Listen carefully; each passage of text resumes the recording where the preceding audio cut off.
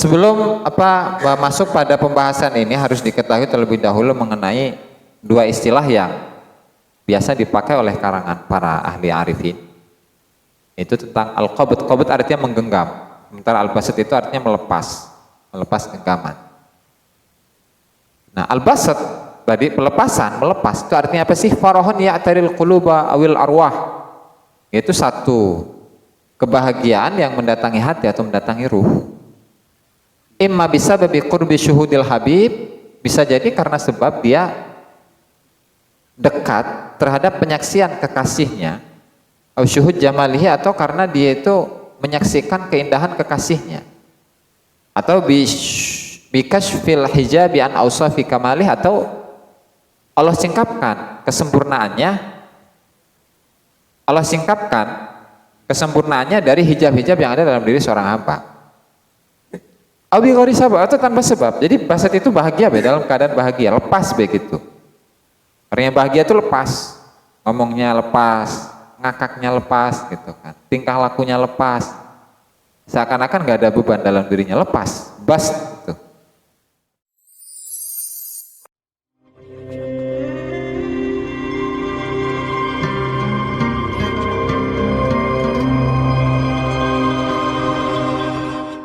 Oke, lanjut pada bab baru ya, yaitu tentang apa ini? Adamul munaza'ah fil qadar wal amr bihifdzir ridha bihi. Itu tidak boleh pada bab yang ke-57 tentang larangan mengomplain takdir. Oh, komplain ya. Menentang atau tidak terima gitulah terhadap takdir Allah. Wal amr bihifdzir ridha bihi, dan perintah Allah tentang perintah Allah untuk menjaga keridhaan atas takdir. Jadi takdir itu kan memang hal yang harus diimani oleh kita. Al qadari khairihi wal imanu bil qadari khairihi wa syarrihi. Yang baik yang buruk harus diimani. Oke. Nanti akan erat kaitannya dengan qabd dan basat ya. Ini kasih mukadimah tentang qabd dan basat dulu atau teks dulu? Kasih tahu dulu. Mana kita berasal ada dua Gus kasih kita. Hiji doang, iya mah. Iqadul himam. Saya deh. Mana? Saya Subhadullah versinya beda, kurang keren teh ya. Ayah di dia qabd basat. Kan? Iya, qabd basat ayah memang. Cuman kurang puas teh ya. Ya udah bacain aja. Oke, jadi sebelum masuk pada pembahasan ini harus diketahui terlebih dahulu mengenai dua istilah yang biasa dipakai oleh karangan para ahli arifin. Itu tentang al-qabd. Qabd artinya menggenggam. Sementara al-basat itu artinya melepas genggaman.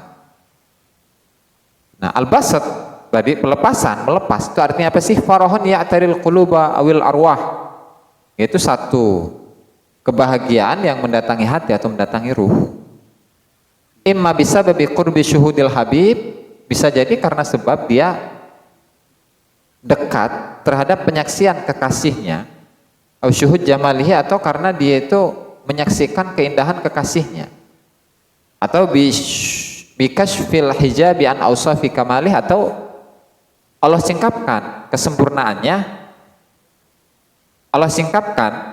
kesempurnaannya dari hijab-hijab yang ada dalam diri seorang hamba. Abi ghairi sabab, atau tanpa sebab. Jadi basat itu bahagia dalam keadaan bahagia, lepas begitu. Orang yang bahagia itu lepas, ngomongnya lepas, ngakaknya lepas gitu kan, tingkah lakunya lepas, seakan-akan nggak ada beban dalam dirinya, lepas, bas gitu. Nah, mantap. Karena diduruk oleh rokok. Ruhai. Karena diduruk oleh rokok. Nah, itu pertama, itu basat ya, basat itu lepas dia. Nah, sekarang qabd, menggenggam, dia digenggam. Yang namanya genggam kan dikekang kan. Apa itu? Hazanun, kesedihan tak ya. Wadiqun, kegalauan, ya'taril qalba, yang mendatangi hati. Jadi yang galau itu bukan pikiran, yang galau hati. Imma bisabab fawat marghub, yaitu bisa jadi karena sebab hal yang dia inginkan itu tidak tercapai. Ada musul matlub, atau tanpa sebab, atau biwari sabab, atau tanpa sebab. Sepokok itu be. Dan wahuma yata'aqabani ala salik ta'aqubal laili wan nahar. Dan tadi kebahagiaan dan kesedihan itu silih berganti seperti bergantinya malam dan siang. Bagi salik ya, fal awam idza ghalaba alaihimul khauf inqabadu, maka orang awam itu ketika rasa takut itu dominan pada diri mereka, maka mereka inqabadu, merasa terkekang, galau. Dan sebaliknya wa idza ghalaba alaihimur raja'u imbasatu, ketika yang dominan itu adalah roja, pengharapan dari Allah Ta'ala, maka mereka akan senang. Itu kalangan awam, satu. Dua, wal khawas idza tajalla lahum biwasfil jamal, ketika Allah Ta'ala bertajalli kepada mereka dengan sifat jamalnya, sifat indahnya Allah Ta'ala, maka mereka akan imbasatu, basat, lepas. Tapi wa idza tajalla lahum biwasfil jalal inqabadu, ketika Allah bertajalli kepada mereka dengan sifat jalal, sifat agungnya Allah Ta'ala, otomatis karena bawaan sifat agungnya otomatis kita merunduk dong. Inqabadu, mereka tergenggam. Inqabadu. Nah, kalau khawasul khawas itu dua itu. Istawa indahumul jamal wal jalal, dua-duanya sama, antara qabd dengan basat sama. Sifat ketika Allah Ta'ala bertajalli kepada mereka dengan sifat agung atau sifat indahnya Allah Ta'ala, yang mereka sama saja, biasa saja. Itu fala tughayyiruhum waridatul ahwal. Karena khawasul khawas ini tidak dirubah, tidak berubah oleh kondisi-kondisi kerohanian yang selalu berubah-ubah. Karena li'annahum billah, karena mereka itu adalah oleh Allah, walillah, untuk Allah, la li syai'in siwa, bukan untuk sesuatu yang lain. Ini untuk pendahuluan dari qabd dan basat yang akan dibahas oleh Tuan Syekh di bab ini. Dan itu memang sering ya istilah qabd dan basat di kalangan para ahli sufi itu sering memakainya. Nah, kata beliau, fal awalun malakathumul ahwal wa khawasul khawas malikun al ahwal. Nah, untuk golongan awam, salik dan juga khawas itu ahwal lah atau kondisilah yang menguasai mereka. Tapi kalau wa khawasul khawas malikuna al ahwal, mereka lah yang bisa mengkondisikan ahwal, kondisi-kondisi kerohanian. Gitu. Nah, sehingga langsung pada teksnya Tuan Syekh qala radhiyallahu anhu al ahwalu qabdun kulluhu. Semua kondisi itu adalah qabd, pengekangan dari Allah. Semuanya itu al-ahwal, ya. Li'annahu yu'marul waliyyu bihifdhiha, ya, karena seorang wali itu diperintahkan untuk menjaga ahwal, menjaga kondisi. Wa kullu ma yu'maru bihifdhihi fa huwa qabdun. Dan segala sesuatu yang diperintahkan untuk dijaga itu namanya qabd, pengekangan, kan. Wal qiyamu ma'al qadari, nah, tapi kalau berdiri bersama dengan qadar, berdiri bersama dengan qadar, itu bastun kulluhu. Itu adalah tadi pelepasan semuanya. Semuanya terlepas, bebas.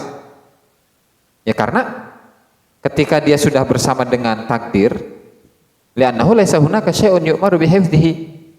Ya, karena ketika dia bersama dengan takdir udah nggak ada lagi hal yang diperintahkan untuk dijaga. Siwa kaunihi, kecuali keadaannya dia, wa wujudihi, dan kewujudannya dia fil qadar, kecuali wujudnya dalam takdir. Itu doang yang dijaga itu. Fa alaihi alla yujada fil qadri, alla yujada fil qadari. Maka yang wajib bagi dirinya itu adalah dia harus ada di dalam takdir. Artinya meridhoi takdir eta. Artinya meridhoi takdir.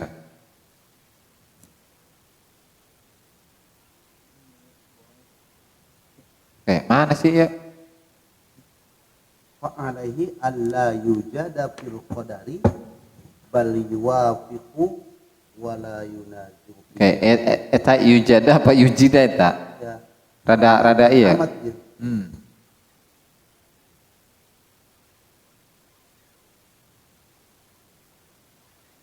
Ya, kan beda. Apa itu? Fa alaihi alla yunazi'a fil qadari. Kitab mahal ungkoh. Gitulah. Wah.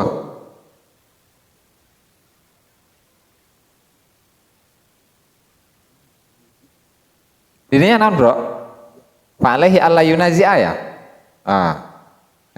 Bagusan nu harga 50.000 lah. Aduh.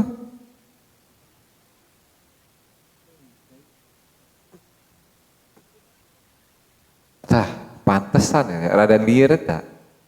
Ala yujada. Oke.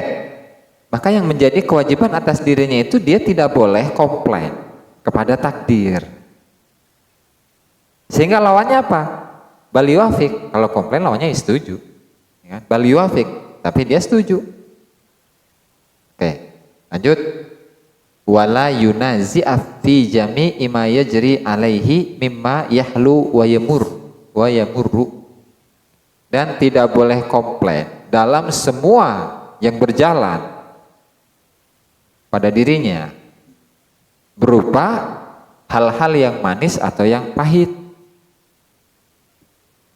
Yang manis atau yang pahit. Manis pahitnya kehidupan nggak boleh komplain, nggak boleh ngeluh, karena al ahwalu mahdudatun, karena kondisi itu ya terbatas.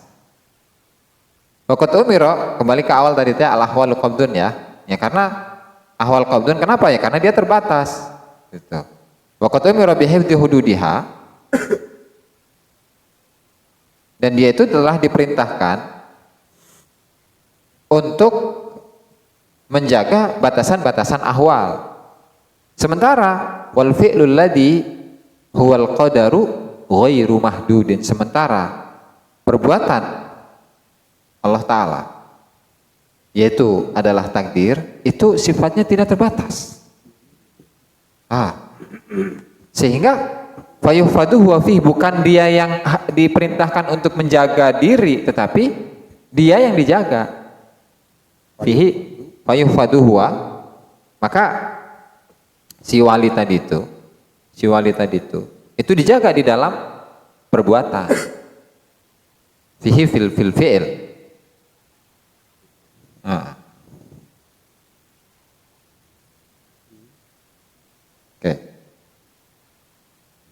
Baik, ini ada catatan kaki itu ya. Ai anal qadara alladhi huwa fi'lullah fil abad la hududalahu.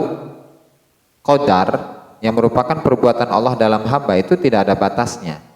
Li'annallah huwal mutasarrif bil abad. Allah Ta'ala yang mengatur pada hamba. Laisal aks, bukan sebaliknya. Oleh karenanya fal abdu huwal mahfud fi hadzal fi'li bihifdzillah. Hambalah yang dijaga dalam perbuatan ini oleh penjagaan Allah. Nah, oh iya dong. Bukan baliknya. Bukan hamba yang mengatur takdir kan. Oke. Nah kemudian walamatu dukhulil abad. Apa tanda masuknya seorang hamba pada makom qadar, makom fi'il, makom basat. Basat kan terlepas dia tadi ya. Artinya dia selalu bahagia, selalu senang. Meskipun disusahkan oleh Allah Ta'ala, dia merasa senang gitu. Annahu yu'maru bisu'al fil hudud. Nah, annahu yu'maru bisu'al fil hudud. Ketika ada kebutuhan, dia diperintahkan oleh Allah Ta'ala untuk meminta, untuk berdoa. Karena memang sebelumnya ba'dan umira bitarkiha wa zuhdi fiha. Karena ketika dia dalam proses menuju kewalian ini, dia kan harus meninggalkan hudud, meninggalkan kepentingan-kepentingan. Nggak pengen akhirat, nggak pengen sugih di dunia, nggak pengen kaya, nggak pengen jadi ulama, nggak pengen jadi kiai, nggak pengen jadi orang kaya dan seterusnya, ditinggalkan kan? Itu proses. Lalu ketika setelah semuanya hilang, dia kan sudah dekat dengan Allah Ta'ala, ya kan? Nah kemudian oleh Allah Ta'ala ini dia kembalikan lagi. Artinya ketika dia membutuhkan, ketika kondisi itu membutuhkan dia untuk butuh apa? Butuh rokok, boleh dia minta ke Allah Ta'ala. Karena ini perintah dari Allah Ta'ala. Minta rokok ke saya, ya Allah, minta rokok. Gitu. Nah, ya Allah pemajikan, ya Allah. Nah, ba'dan umira bitarkiha wa zuhdi fiha, setelah sebelumnya dia itu diperintahkan untuk meninggalkan hudud, kepentingan-kepentingan, dan zuhud, ketidaksukaan kepada kepentingan-kepentingan itu. Karena apa alasannya? Li'annahu lamma khala batinuhu minal hudud, ketika batinnya itu sudah kosong dari kepentingan, walam yabqa fihi ghairu rabb, dan dalam batinnya itu tidak tersisa kecuali Allah, maka busito. Nah, dia dilepaskan tuh, dibahagiakan. Busit. Bukan bullshit ya. Nah, ya bisa diartikan lah, busita dimanjakan bisa baik. Bisa teka arti teh, busita dilepaskan teh. Oke. Sehingga fa umira bisual, ini atas perintah loh. Allah memerintahkan dia untuk kamu minta saya, gitu. Watasyahi, kepinginan apapun. Wa talabil asya, dan meminta sesuatu allati hiya kismuhu, yang memang itu adalah bagian dia. Itu. La budda lahu min tanaulah, yang harus nggak mau harus dapat dia mah. Supaya litu sila ilaihi, agar asya allati hiya kismuhu itu bisa sampai ke dia bisualihi, oleh doanya. Dan liyatahaqqaqa karamatuhu indallah, agar kemuliaannya di sisi Allah Ta'ala itu tercapai, benar-benar terbukti. Wa manzilatuhu, dan makomnya di sisi Allah Ta'ala itu biar nyata. Wa imtinanul haqqi azza wa jalla alaihi, dan supaya tercapai karunia Allah Subhanahu wa Ta'ala kepada dirinya, bi ijabatihi ila dzalika, dengan mengijabah soal atau doa yang dia panjatkan itu. Nah, dicompona wal itlaq bis soal fi ata'il hudud min akbari alamatil basti ba'dal qabd. Nah, dan terlepasnya seseorang, wal itlaq bis soal, melepaskan pelepasan seorang wali untuk berdoa fi ata'il hudud, dalam diberinya beberapa kepentingan, itu adalah min akbari alamatil basti ba'dal qabd, itu adalah tanda-tanda terbesar, tanda-tanda kebahagiaan yang terbesar setelah dia dalam kondisi qabd, setelah terkekang. Wal ikhraji minal akhwal wal maqamat wat tahlif fi hifdzil hudud, atau ba'dal qabdi wal ikhraji, setelah qabd, setelah terkekang, setelah dia dikeluarkan dari ahwal dan maqamat, setelah dia dikeluarkan dari taklif, beban untuk menjaga batasan-batasan. Itu tanda terbesar itu, al-itlaq bisual. Artinya ketika Allah Subhanahu wa Ta'ala memang memerintahkan seorang walinya untuk meminta apa yang harus dia pinta, maka itu adalah tanda terbesar bahwa dia ini sudah mendapatkan atau sudah memiliki tanda-tanda kebahagiaan, tanda-tanda keterlepasan dirinya. Dikepar tahu Allah Ta'ala. Nah, di sini kemudian ada apa ya? Diskusi lah katakan. Gak tahu siapa nih, gak disebutkan. Fa in qala qailun. Nah, kemudian ketika ada yang bertanya, hada yadullu ala zawali taklif. Bukankah ini menunjukkan atas hilangnya taklif, hilangnya hukum taklif, wal qaul bizandaqah, dan mengambil pendapatnya orang-orang zindik yang tidak memiliki agama, tidak memiliki Tuhan, wal khuruji minal Islam, dan juga ini bisa dikategorikan sebagai seseorang yang keluar dari agama Islam. Dan waraddi qaulihi, dan juga merupakan penolakan kepada ayat wa'bud rabbaka hatta ya'tiyakal yaqin, sembahlah Tuhanmu sampai datangnya kematian. Fa'aqul, dijawab oleh Tuan Syekh, la yadullu ala dzalik, enggak bisa bro, enggak bisa, enggak menunjukkan hal itu. Wala yu'addi ilaih, dan enggak menuntut pada hal itu. Kenapa? Balillahu akramu, karena Allah Ta'ala lebih mulia, wa waliyuhu a'azzu alaihi, dan walinya itu lebih berharga di sisi Allah Ta'ala daripada memasukkan walinya pada makom, posisi, kondisi, kekurangan, keburukan menurut syariat dan agama. Gak bisa, artinya hal itu mustahil. Gak bisa berpandangan seperti itu. Karena apa? Bal yaqsimuhu min jami'i ma dzukir. Karena Allah Ta'ala sudah menjaga walinya dari hal-hal yang kamu sebutkan tadi. Hilangnya hukum taklif, qalbi zandaqah, keluar dari Islam, menolak ayat Allah. Enggak. Allah menjaga dari hal itu semua. Wa yasrifuhu anhum, dia jauhkan Allah Ta'ala dari itu semua. Wa yahfaduhu, Allah jaga. Wa yunabbihuhu, Allah peringatkan, Allah berikan peringatan. Wa yusaddiduhu, Allah kuatkan. Li hifdzil hudud, untuk menjaga batasan-batasan. Fatahsulul ismatu, sehingga penjagaan kepada walinya itu dicapai.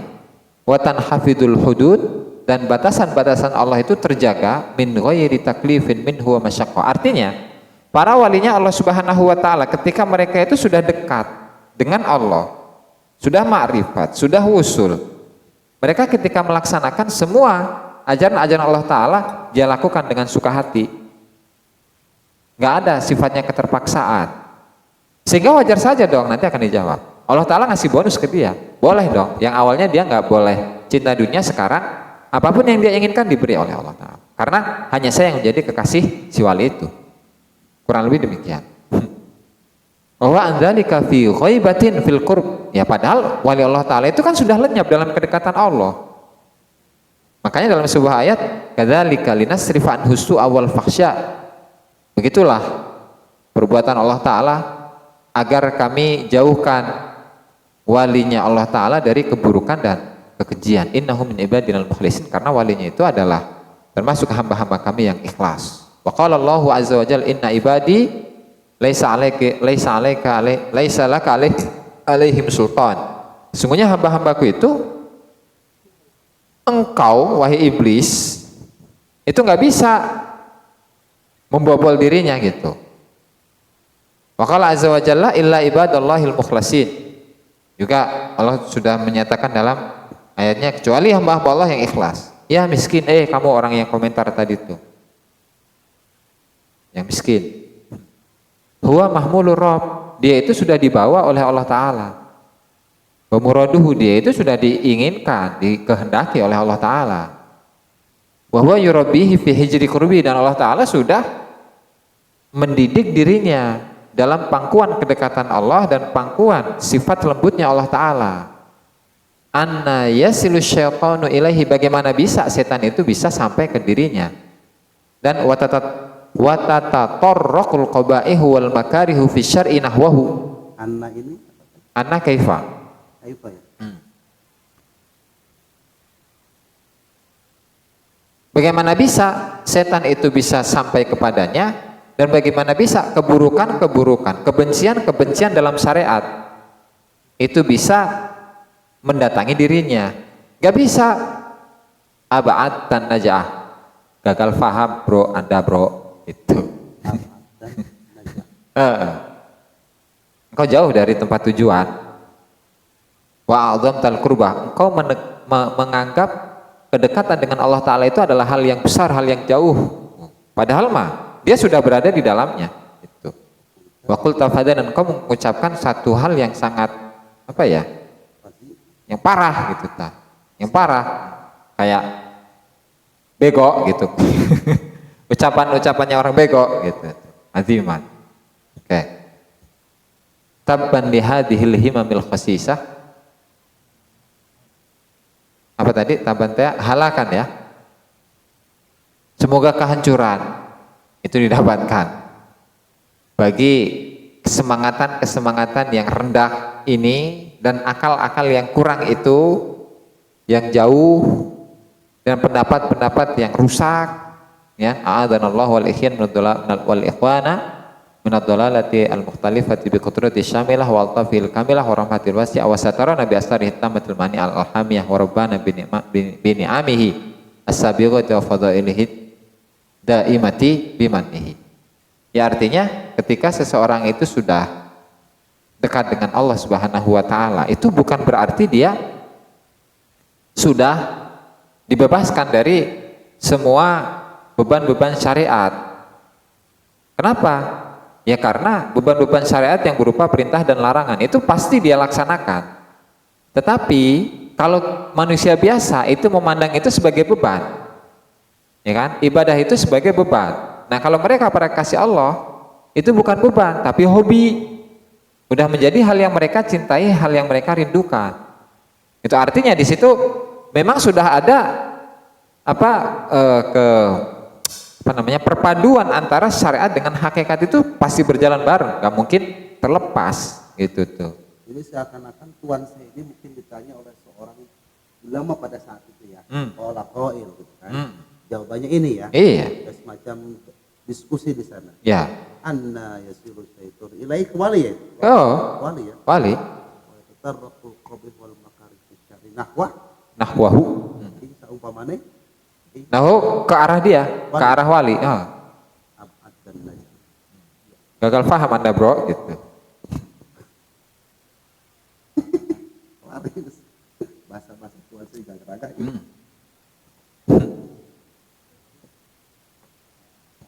Ya. Ayo diskusikan itu ya, Kiai.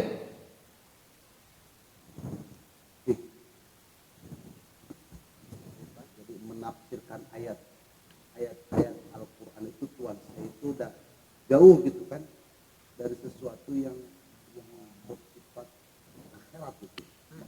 Lebih jauh lagi dari itu. Kedua, Rabbaka hatta ya'tiyakal yaqin. Jadi sekarang gini kan, seorang wali bertanya kepada Tuhan saya, qala qail, hadza yadullu ala zawali taqlid. Ya.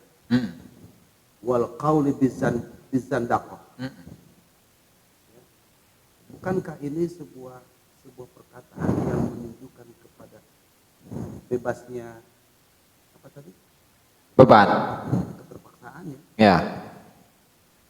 Wal qaulu dan ucapan ini termasuk juga adalah dalam kategori kafir wal khuruj minal Islam wal rad dan penolakan terhadap ayat Wa budrabbaka hatta ya'tiyakal. Ya seakan-akan dia menafikan agama kan gitu. seakan-akan menafikan agama. Karena batasan-batasan sudah tidak dijaga lagi oleh dirinya kan. Gitu. Lagi. Padahal bukan itu maksudnya. Dulu Tuhan jawab. Ya karena dia sudah tenggelam dalam kedekatan Allah. Sehingga ketika melaksanakan ibadah apapun itu dasarnya bukan beban, dasarnya itu cinta kepada perintah atau menghindari larangan itu. Gitu kan? Wa waliyuhu a'azzu alaihi min ayyati lebih berharga bagi Allah. Daripada memasukkannya dia dalam kekurangan, keburukan menurut syariat dan menurut agama.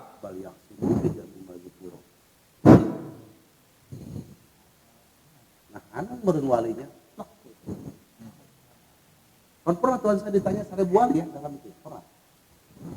Yang pertanyaannya yang Jadi Tuhan saya pernah karena sebelum bertanya pun Tuhan saya sudah tahu. oh fakih 100 100 ya. Sebelum berkomentar sudah dijawab satu-satu. terus ilmu mereka hilang.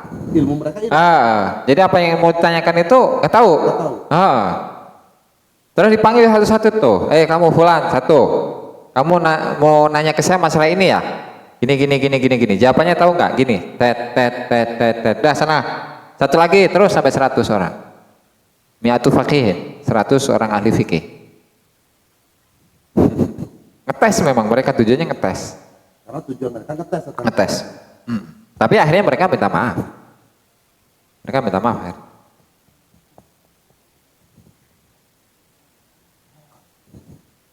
terus An-Nurul Tsamin wal Khamsun, dan komen di bawah ini. Nah, jika teman-teman ada unek-unek, ada pertanyaan dan lain sebagainya, silahkan tinggalkan pesan di kolom komentar di bawah ini. Terima kasih sebelumnya. Assalamualaikum warahmatullahi wabarakatuh.